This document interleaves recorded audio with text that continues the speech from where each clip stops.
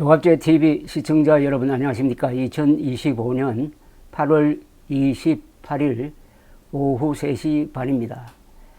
이스라엘과 요르단 사이에 데드시 사해란 곳이 있습니다. 이곳은 호수인데 염분이 34% 됩니다. 바다의 평균 염분이 3.4% 되니까 딱 10배입니다. 저도 이스라엘 쪽에서 또 요르단 쪽에서 두 번 사해에 몸을 담궈 봤습니다. 정말 두둥실 뜹니다. 떠 있습니다. 그냥 그 바닷물이 좀 끈적한 느낌을 줍니다. 그런데 거기서 헤엄치려고 하다가 몸을 뒤집어 가지고 그 염분이 눈에 들어가면 큰일 납니다. 그 사해에는 생명이 살 수가 없습니다. 지금 한국 정치판에서 사해처럼 된 곳이 바로 국민의힘입니다. 국민의힘 지지층, 특히 그 핵심 당원들만 모이니까 소수화가 되면서 극단화가 되고 짠물화가 돼가지고 그 농도가 일반 국민들 사이의 어떤 의견과 완전히 다릅니다. 좋은 예가 이번 전당대회입니다.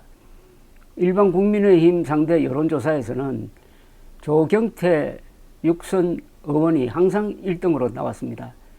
그런데 국민의힘 전당대회에서는 이분이 1, 2등 안에 들어가지를 못했습니다. 그런데 일반 국민의 여론조사에서는 낮게 나오던 장동혁 의원이 당대표로 당선이 되었습니다.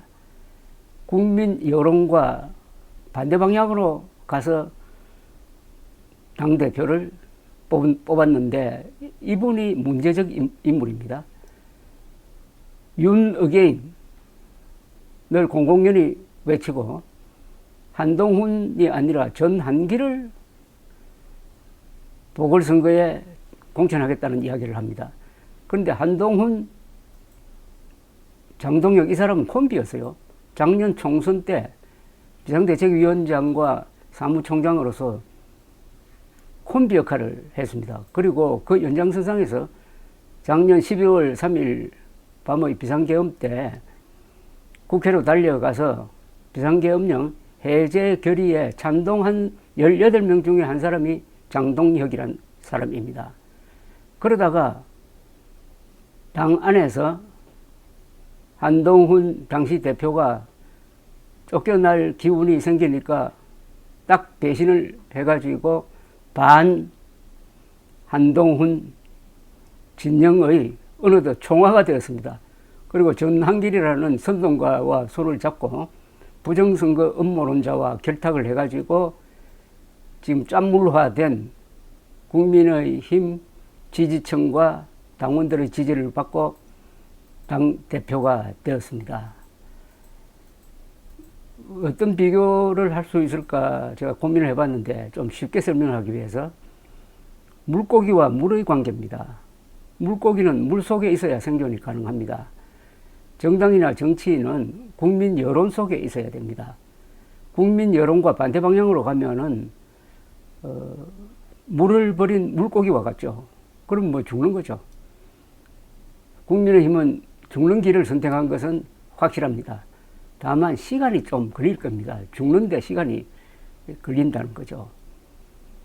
지금 한동훈을 배신자 프레임에 넣어가지고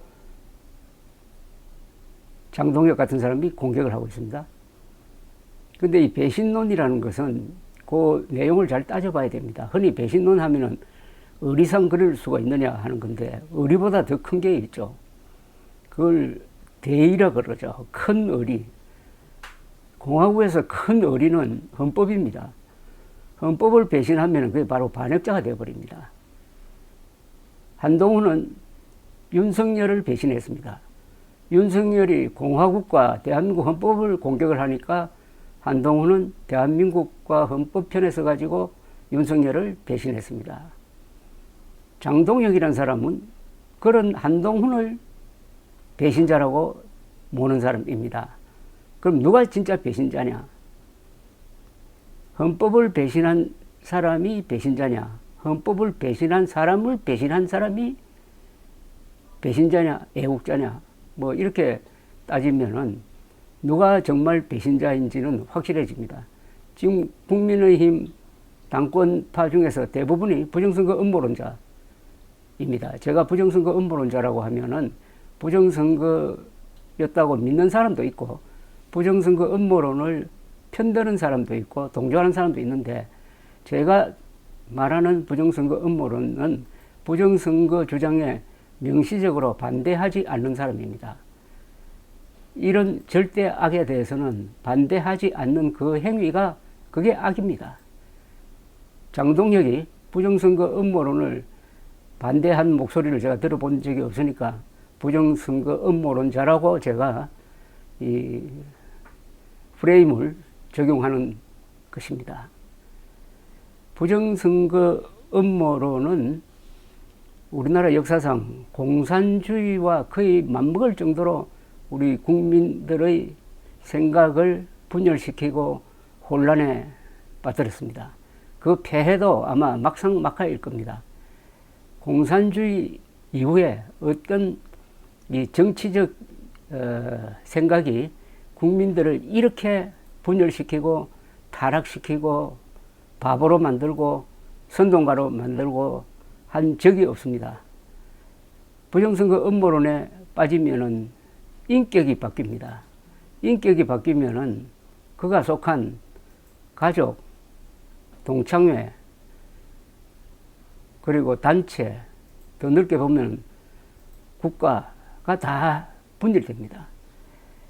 좀비화되는 거죠. 부정선거 음모론자들은 자기 생각이 없습니다. 이성이 마비되었습니다. 영혼이 접수돼 버린 거죠. 그러면은 아무 생각이 없는 좀비 영화에 나오는 좀비화가 되는데, 국민의힘이 좀비화의 길을 지금 아주 빨리 달리고 있습니다.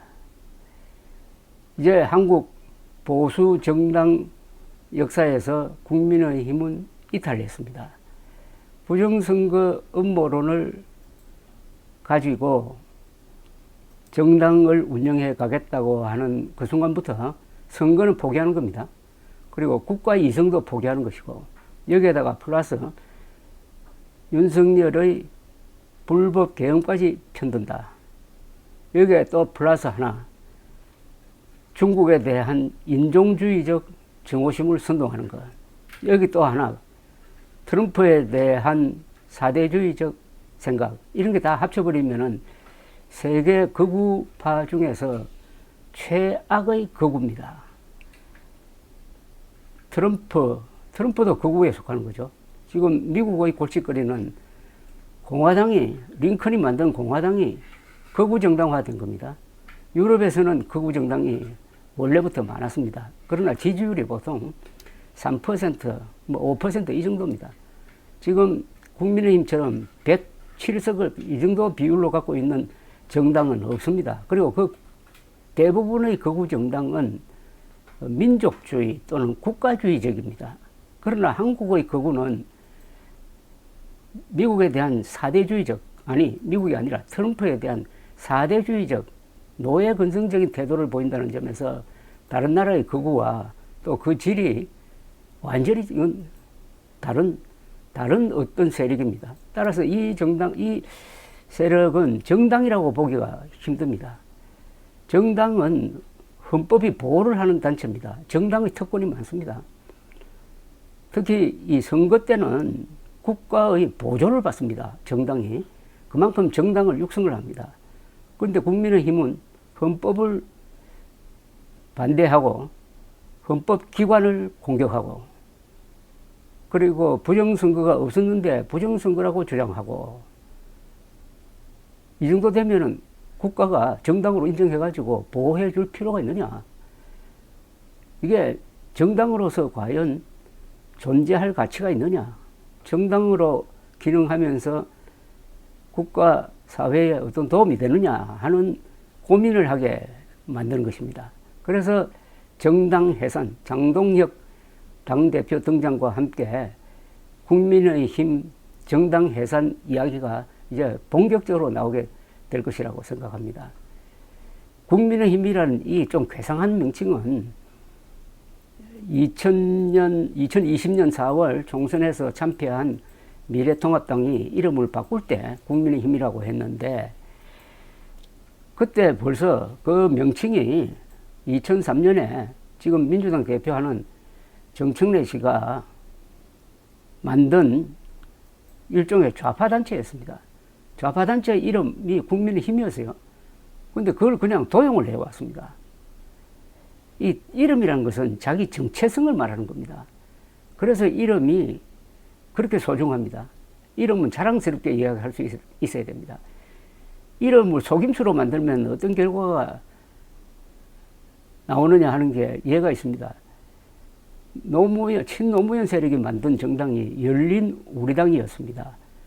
열린우리당이라는 걸 읽는 순간 우리 당 소속이 아닌 사람은 나도 열린우리당이다 하는 이런 어떤 모멸감을 갖도록 하는 아주 사기적 명칭이었습니다. 그래서 그때 서민들 사이에서 나온 이야기가 열린우리당을 열린우리당이라고 불러야 한다. 전 우리가 아니고 위가 아니고 우리다, 우리. 짐승을 가둬놓는 우리다. 그러니까 열린우리당이라고 불러야 되는데, 짐승은 가둬놔야 되는데 열어놓으니까 이 짐승들이 바깥으로 쏟아져 나와가지고 온갖 민폐를 다 끼친다 하는 조롱조로 열린우리당이라고 했는데, 결국 그 정당이 2007년쯤 오면은 사라져 버립니다. 노무현과 함께 그냥 사라져 버립니다. 이름을 잘못 지으면 어떻게 되는지 열린우리당이 잘 보여주고 있습니다. 국민의힘도 그게 문법에도 맞지 않고, 그것도 다른 남도 아니고 라이벌 세력의 이름을 도용한 점에서 어차피 이 국민의힘은 오래 가지 못하게 되어 있었던 것입니다. 더 웃기는 것은 국민의힘을 영어로 번역을 하는데 People Power Party라고 했습니다. PPP라고 했습니다. People Power Party는 인민 권력당이라는 뜻입니다. People과 국민은 다릅니다. People은 국가를 부정하는, 계급을 우선시하는 이 공산주의자들이 애용하는 인민입니다. 인민. 그러니까 People Power Party는 인민 권력당입니다. 이 정당 이름을 외국인들한테 보여주면 이게 다 좌파 정당으로 생각하게 되는 것입니다. 그러니까 국민의힘은 한쪽으로는 도용한 거고, 그 의미도 좌파적으로 해석을 해가지고 영어 명칭을 붙인 이런 이름을 가진, 이런 불길한 이름을 가진 정당은 어차피 수명이 다 했는데 이제 그 시기가 왔습니다. 다만 큰 조직이니까, 한때는 또 집권도 해본 조직이니까 망하는 데는 시간이 좀 걸릴 거라고 생각을 합니다. 물을 떠난 물고기가 생존할 수 없듯이 국민을 떠난 정당이 오래 갈 수는 없습니다. 감사합니다.